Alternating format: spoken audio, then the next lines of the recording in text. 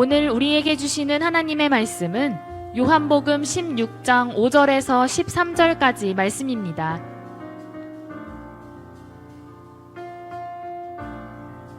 지금 내가 나를 보내신 이에게로 가는데 너희 중에서 나더러 어디로 가는지 묻는 자가 없고 도리어 내가 이 말을 함으로 너희 마음에 근심이 가득하였도다. 그러나 내가 너희에게 실상을 말하노니 내가 떠나가는 것이 너희에게 유익이라.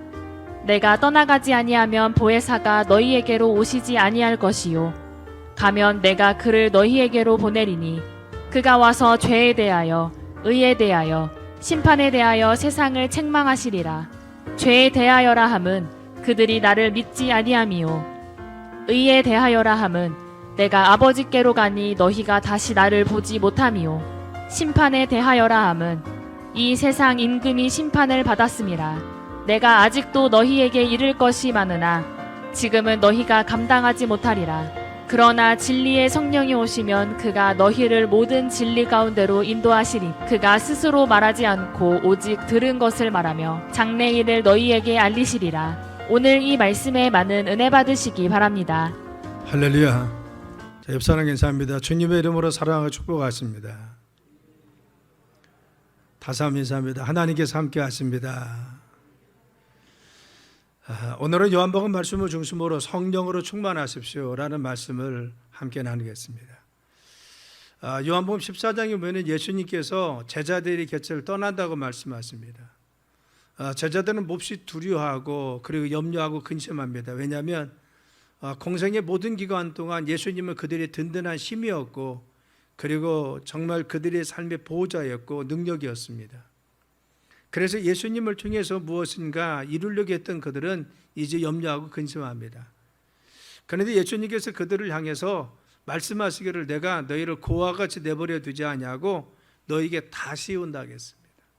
내가 너희들 곁을 떠나는데 고와 같이 내버려 두지 않고 다시 온다. 여기서 다시 온다는 말씀을 했을 때 그들은 이 다시 온다는 말씀에 성령을 보내신다는 말씀에 대해서 이해하지 못하고 알지 못합니다. 그리고 요한복음 16장에 보면은 또 이런 말씀을 합니다. 두려워한 그들을 향해서 그러나 내가 너에게 실상을 말하는데 내가 떠나가는 것이 너에게 유익이다 하겠어요. 내가 떠나지 아니하면 보혜사가 너에게 오시지 아니하실 것이요 가면 내가 너에게 그를 너에게 보내라.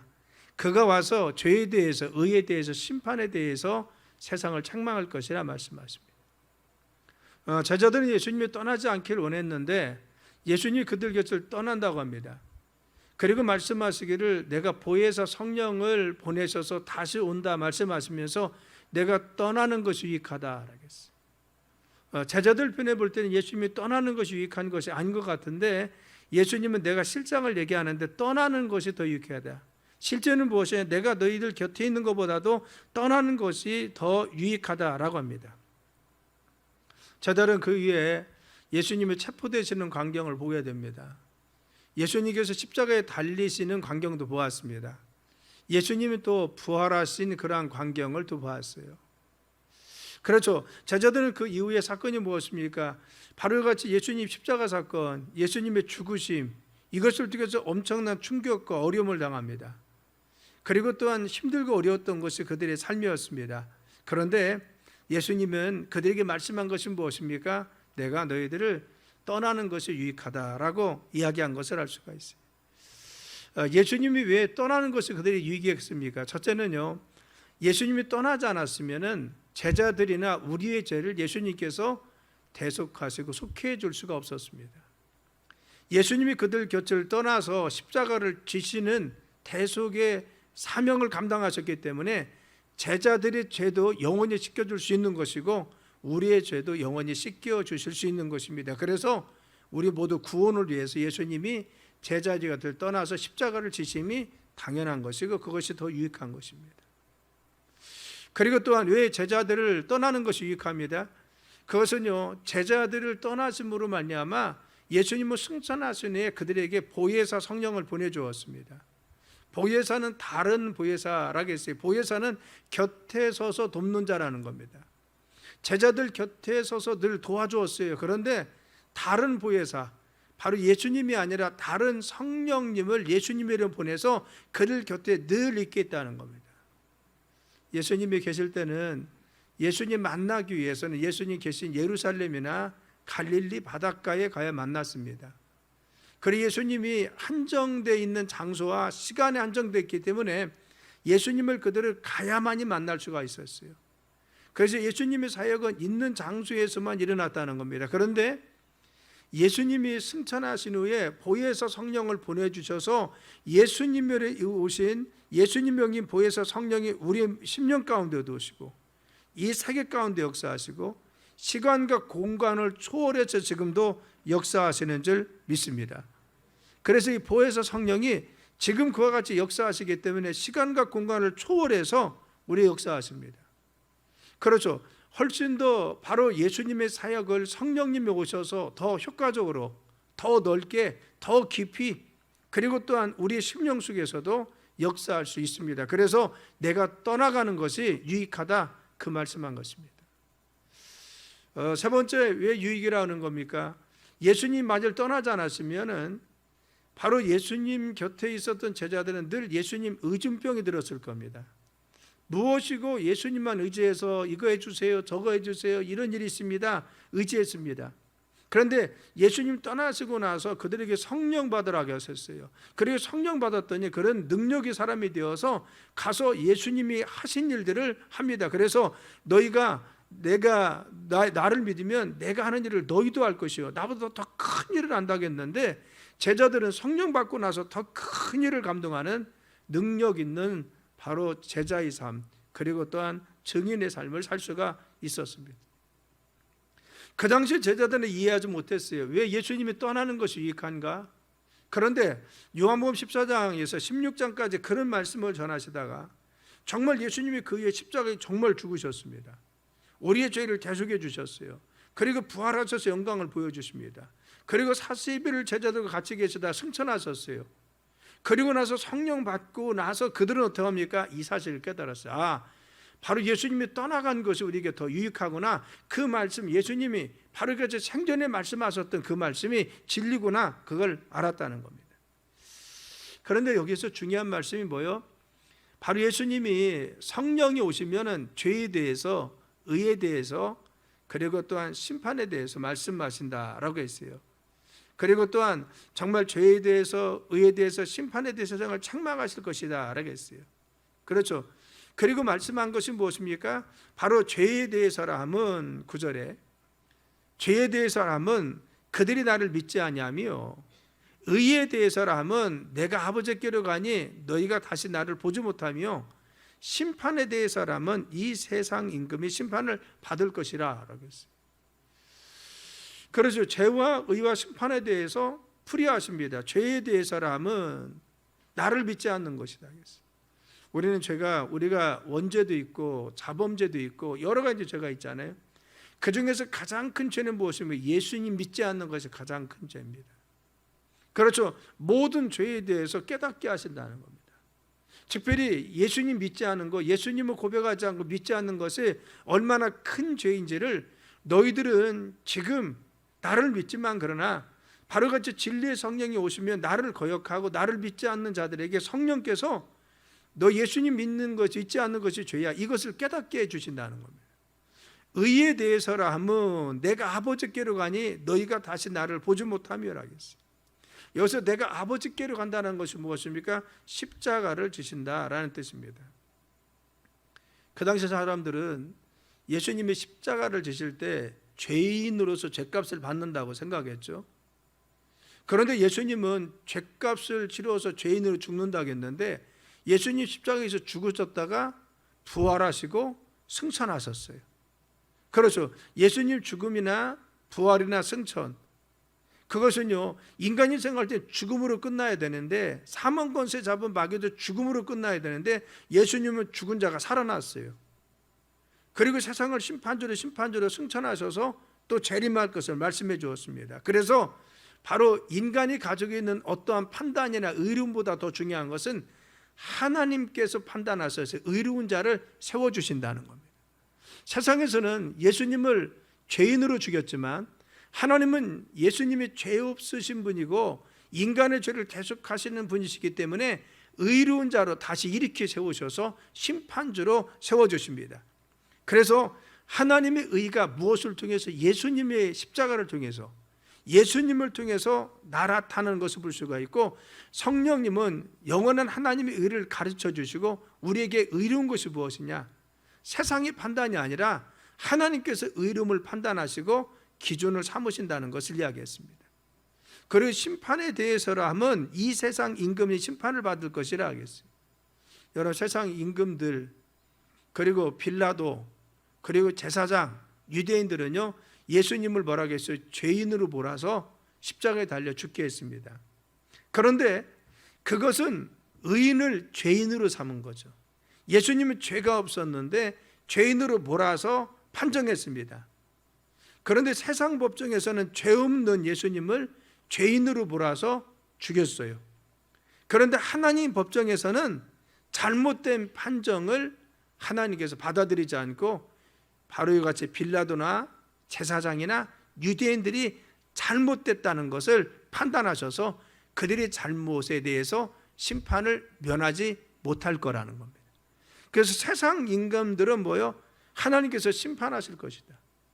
그들이 판단하고 예수님 죽였지만 그러나 하나님께서 그들의 잘못 그리고 그들의 죄악을 판단하셔서 심판주는 누가 되시냐? 하나님 되신다는 겁니다. 인간은 눈으로 볼 때는 빌라도가 재판장이었습니다. 그런데 하나님의 눈으로 보면은 하나님, 예수님이 재판장이시고 그리고 죄인이 누구요? 빌라도입니다.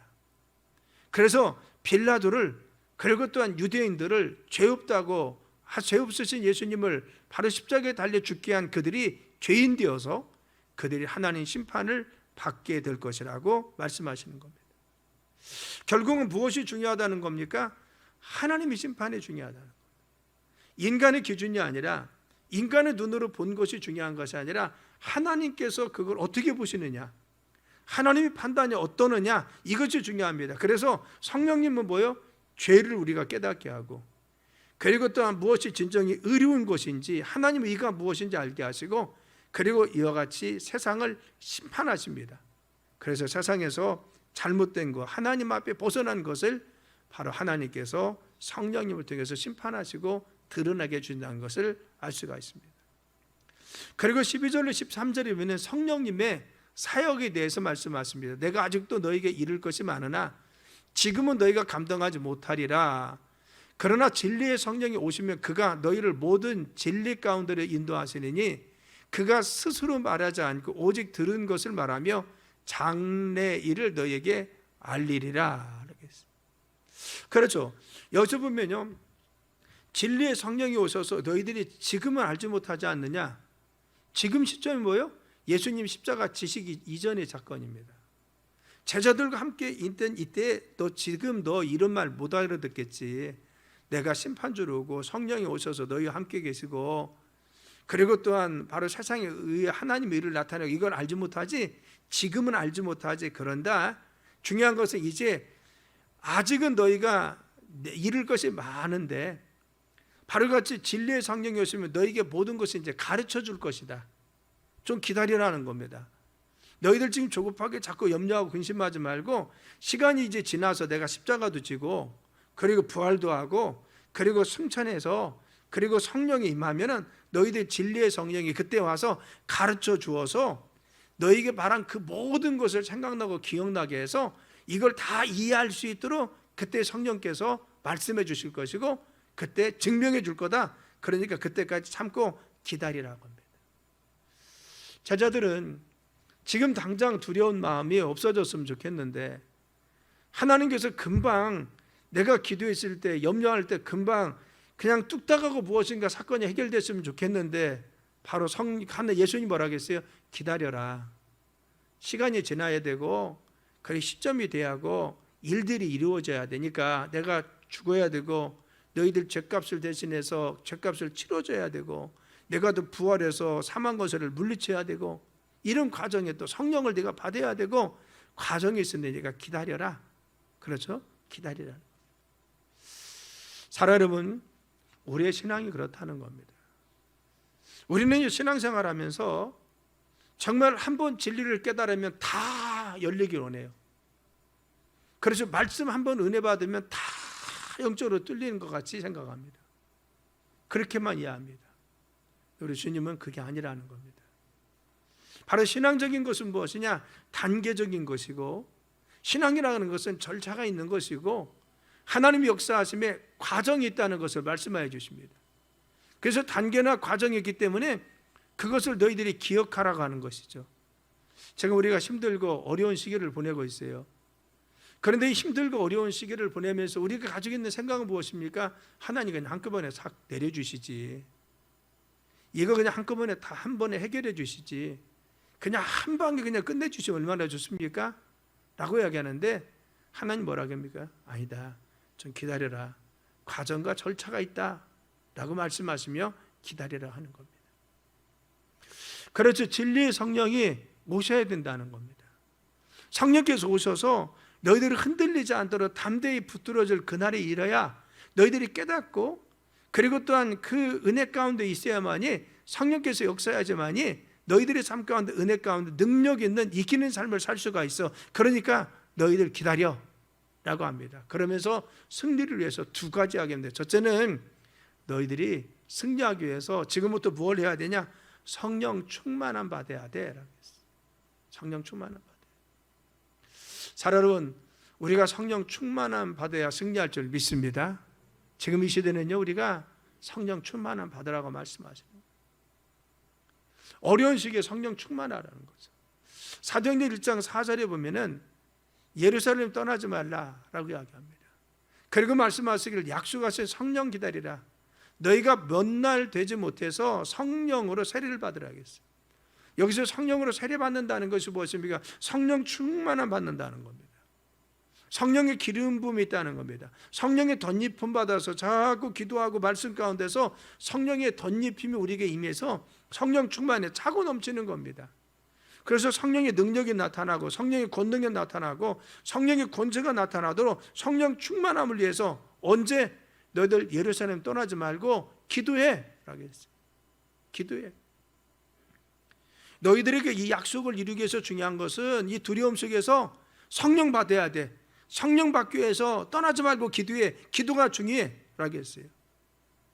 그리고 8절에 보면 이와 같이 오직 성령이 너희에게 임하시면 너희가 권능을 받고 예루살렘과 온 유대와 사마리아 땅끝까지 내 증인 되겠어. 너희들이 성령 받아야 밖에 나가서 능력 있는 삶을 살 수 있어. 그러니까 성령 받기까지는 움직이지 말고 성령 받을 때까지 기도하고 사모해야 돼. 그리고 성령 받으면 세상 이길 수 있어. 세상 이길 수 있어. 지금 뭘 해주세요, 뭐 해주세요 하지 말고 지금 중요한 것은 너희들 성령 받기 위해서 지금 노력해야 돼.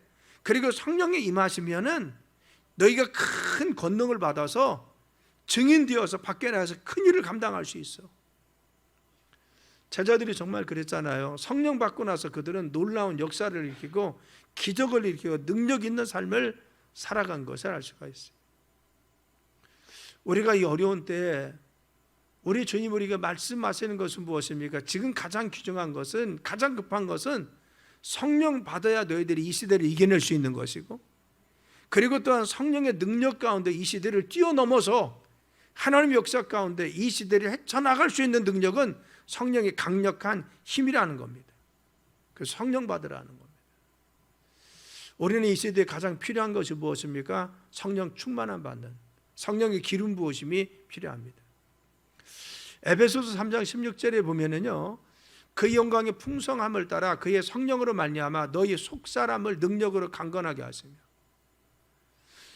우리를 강건하게 하시고 능력 가운데 머물게 하시는 건 누구예요? 풍성한 은혜 주시는 성령님입니다.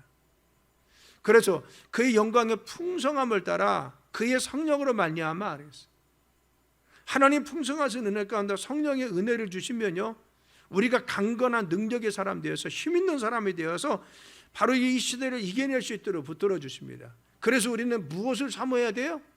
성령의 강능하심과 성령의 역사하심을 사모해야 됩니다. 우리가 지금 강력히 요구해야 될 것은 성령의 능력입니다. 그렇죠. 하나님은 전능하십니다. 그리고 또한 정말 능력이 있습니다. 무한하십니다. 무엇인 다 할 수가 있습니다. 그 하나님이 바로 기다리라고 했어요. 그리고 사모하라고 했습니다. 예수님은 능력이 있으시고 모든 걸 다 할 수가 있습니다. 그렇죠. 그들이 원하는 거 두려움 다 떨쳐줄 수가 있었어요. 그런데 예수님이 그들을 향해서 뭐죠? 너희들 좀 기다려라 좀 기다려야 돼. 지금 자꾸 서두르지 말고 기다려. 내가 십자가도 져야 되고 그리고 또한 부활도 해야 되고 그리고 또 너희들과 함께 있다 승천도 해야 되고 성령이 오셔야 돼. 그러니까 성령이 오실 때까지 너희들 사모하고 기다려 라고 했어요. 우리가 이 시대에 지금 해야 될 가장 중요한 건 뭐예요? 기다리면서 성령이 역사하심을 사모하라는 겁니다. 그 성령 충만해야만이 너희들이 이후에 능력 있는 삶을 살 수 있다는 겁니다. 우리 삶에 여러 가지 문제들이 있습니다. 경제적인 문제가 있고 그리고 건강의 문제도 있고 자녀의 문제도 있고 삶에 해결되지 않는 많은 문제들이 있어요. 그렇죠. 때로는 우리가 억울한 일을 당할 때도 있습니다. 이때 중요한 것은 뭐예요? 우리가 하나님과 성령 받고 성령의 능력을 힘입어야 이겨낼 수 있다라고 이야기합니다. 그래서 풍성하신 은혜가 풍성하신 하나님, 능력 가운데 역사하시는 바로 하나님 의지하면서 성령님 의지하면서 바로 우리가 할 수 없는 일들을 주님이 하심을 믿고 성령 충만할 때 주님이 역사하여 주시는 것입니다. 여러분들 성령 충만하시길 간절히 축원합니다. 성령 충만을 위해서 우리가 기도하고 사모해야 됩니다. 야고보서 4장 2절이면 너희가 얻지 못하면 구하지 아니하며라고 했어요. 우리가 오늘 이 시대에 성령 충만하지 못하고 능력 가운데 기쁨 가운데 살지 못하는 이유가 무엇입니까? 하나님 앞에 성령의 은혜를 구하지 않는 것입니다. 그래서 지금 이 시기에 주님이 가장 원하는 것은 성령의 기름 부음을 위해서 성령 역사하심을 위해서 사모하고 기도하라는 겁니다. 말씀 가운데 있어서 성령 충만하라는 것입니다. 두 번째 어떻게 해야 됩니까? 성령 충만함으로 우리는 순종해야 돼요. 우리가 중요한 것은 성령이 역사하셨습니다. 근데 성령 충만한 가운데 어떻게 해야 돼? 순종해야 돼. 그래서 8절에 보면은 1장 8절에 너희가 오직 성령이 너희에게 임하시면 너희가 권능을 받고 예루살렘과 온 유대와 사마리아 땅끝까지 증인다. 너희들의 성령 임했을 때 바로 임하신 성령의 충만하신 은혜가 임하면 어떤 사람이 되느냐? 너희들의 성령의 음성을 따라 순종하는 삶이 된다는 겁니다. 근데 순종하는 삶은 어디서부터 시작돼요? 네 가까운 데부터 시작해서 점점 먼 곳으로 너희들이 점점 이와 같이 순종의 삶이 넓혀진다는 거죠. 예루살렘은 뭐예요? 내 가정, 사랑하는 부부, 그리고 우리 가족, 그리고 예루살렘은 엄격히 이 도시, 우리가 대전, 세종, 금산, 계룡 이런 도시들 그 안에서 유다는 뭐예요? 너희 나라 대한민국. 사마리아는 뭐예요? 사마리아는요 정치 체계가 다른 겁니다. 원래 핏줄은 같았어요. 물론 사마리아인들과 오늘 북한의 사람은 좀 차이가 있는 거죠. 그렇지만 중요한 것은 정치 체계가 다른 너희들과 한 핏줄로 있었던 그들, 우리 북한. 그래서 땅끝은 뭐예요? 세계 열방을 이야기합니다. 너희들이 같이 성령 받으면은 순종하는 삶을 살아야 된다는 겁니다. 하나님께서 우리에게 감동 주시면은 그 은혜 가운데 음성을 두고 순종해야 됩니다. 기도해야 되고 하나님 앞에 충성해야 되고 그래 주님 영광을 위해서 순종하는 하나님 음성에 순종하는 성령님의 감동에 순종하는 삶이 있어야 돼요. 어느 강가를 끼고 있는 어촌 마을이 있었습니다. 큰 홍수가 났어요. 그런데 어느 한 소년이요 그 배에서 그만 떨어지고 말았어요. 마을 사람들이 그 아이가 떠나라는 것을 막 아우성을 칩니다. 그런데 어느 누구도 그 아이에게 뛰어드는 사람이 없어요. 이때 건장한 청년 하나가 밧줄을 메고 나서 그리고 나서 강가로 뛰어들어갔어요. 그래 헤엄을 쳤습니다. 마을 사람들이 다 응원을 하면서 정말 그 아이를 건져주기 원했어요. 그런데 그 거친 물살을 헤치고 밧줄을 바로 이와 같이 동해 메고 갔던 그 청년은요, 그 아이를 잡았어요. 그리고 소리 지릅니다. 밧줄을 당겨주세요. 밧줄을 당겨달라는 겁니다. 그래서 마을 사람들이 밧줄을 누가 잡고 있나 다 쳐다봤어요. 근데 밧줄을 아무도 잡고 있지 않았던 겁니다. 그 청년이 가는 것을 보고 그 광경만 구경했지 어느 누구도 이 밧줄을 끝에를 잡아주지 않았어요. 그래서 결국은 아무도 밧줄을 잡아주지 않아서 그 청년과 아이가 거기서 죽었다는 겁니다. 누가 우리 가족에 지금 밧줄을 잡고 있어요? 누가 내 이웃에 지금 밧줄을 부여잡고 있습니까? 하나님께서는 우리 주변의 사람들을 너희들이 그들을 위해서 기도해야 되고 정말 연약하고 힘들어하는 그들을 위해서 네가 붙잡고 하나님 앞에 매달려서 기도해야 돼. 네가 그 밧줄을 잡고 있어야 돼라고 이야기하는데 우리 주님이 그들을 구원하고 원하시 누가 지금 밧줄을 그들을 위해서 잡고 있어요? 누가 그들의 끈을 지금 붙잡고 있습니까? 내 사랑하는 자녀 위해서 여러분들 심령에 밧줄을 부여잡고 지금도 기도하고 있습니까? 내 사랑하는 가족들을 위해서 내가 심령에 이 밧줄을 부여잡고 끝까지 기도의 끈을 놓지 않고 있습니까? 하나님께서 기억하시고 하나님께서 어느 날 붙잡아 주시고 예수님이 잡아 주시는 그 순간 바로 이 기도의 끈이 되어서 그들을 끌어줄 줄 믿습니다. 바로 어거스틴의 어머니 모니카가 기도했을 때 그가 탕하로 있었지만 그러나 하나님이 그 밧줄의 끈을 부여잡고 있었던 마지막까지 기도했던 어머니의 기도를 들으시고 그의 아들 탕자를 불러서 성인으로 만들었듯이 언젠가는 불러주기서 잡아주는 거죠. 내 이웃에 대해서 내 주변에 대해서 내가 정말 구원의 밧줄 그리고 기도의 밧줄을 포기하지 않고 있습니까? 사람이 되었던 환경이 되었던 내가 정말 하나님 앞에 영적인 밧줄을 부여잡고 있으면 누가 부여잡습니까? 하나님께서 부여잡고 지금도 역사하여 주시는 것입니다. 사랑 여러분, 우리는 어려움 속에서 어렵다고만 하지 말고 성경은요 어려움 속에 있을 때 늘 하나님이 도와주셨습니다. 성령님 역사하셔서 능력 가운데 힘 있는 삶을 살아가도록 정말 시대를 뛰어넘어 역전의 삶을 살아갈 수 있도록 환경에 매몰되지 않고 환경을 이겨내고 승리하는 믿음의 사람으로 살 수 있도록 인도해 주었어요. 그래서 우리는 성령 충만해야 됩니다. 지금 이 어려운 시기에 할 수도 없잖아요. 그러니까 성령 충만을 위해서 기도해야 됩니다. 언제 하겠어요? 바빠서 힘들고 어려울 때는요 그렇게 기도하지 못합니다. 그런데 지금은 어디 나갈 수도 없고 할 수도 없잖아요. 그러니까 지금 기도해야 되는 때 아닙니까?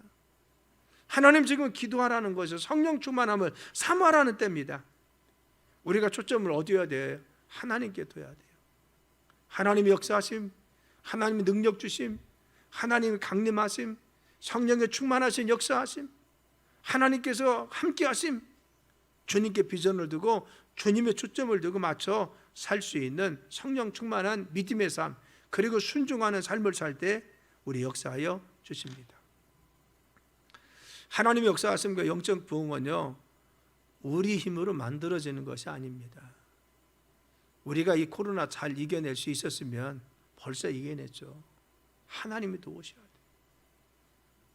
지금 우리가 가장 필요한 것은 바로 이게 성령 충만함을 위해서 기도하는 것, 그리고 성령의 음성에 순종하고 성령의 말씀에 순종하며 믿음 가운데 한 걸음 한 걸음 지금 걸어가는 거예요. 우리는 하나님께서 풀어주시는 그날, 그리고 성령이 정말 역사하셔서 우리의 삶 가운데 능력 가운데 쓰실 그날을 기대하면서 우리는 지금 준비하면서 하나님 앞에 성령 충만함을 위해서, 그리고 성령 역사하심을 간구하며 하나님 나를 사용해 주시고 내 가정을 써주시고 그리고 우리 가족을 사용하시고 내 자녀를 사용하시고 우리 기업을 써주시고 이 재단과 우리 목사님 사용해 주세요. 우리는 지금 부여잡고 기도하고 하나님 앞에 매달려야 될 때가 지금이라는 겁니다. 성령 충만합시다. 성령 충만함을 위해서 사모하고 기도합시다. 하나님 음성 가운데 순종하면서 정말 성령님 음성 가운데 순종함이 믿음으로 승리하는 삶을 되어서 여러분 가정이나 삶의 자녀와 기업과 사업장과 이 재단 위에 하나님 역사하심과 능력이 임하길 예수님의 이름으로 축원합니다. 기도합니다. 하나님 정말 이 시대에 주님이 도와주셔야 되고 주님이 역사하심이 있어야 됩니다. 성령 충만함을 위해서 기도하시고 성령 충만하신 귀한 은혜와 능력을 사모하는 저희들 되게 도와주옵소서. 그래서 이 시대를 이겨내게 도와주옵소서. 나사렛 예수님의 모든 절망은 떠나갈지어다. 낙심도 떠나갈지어다. 두려움도 떠나갈지어다.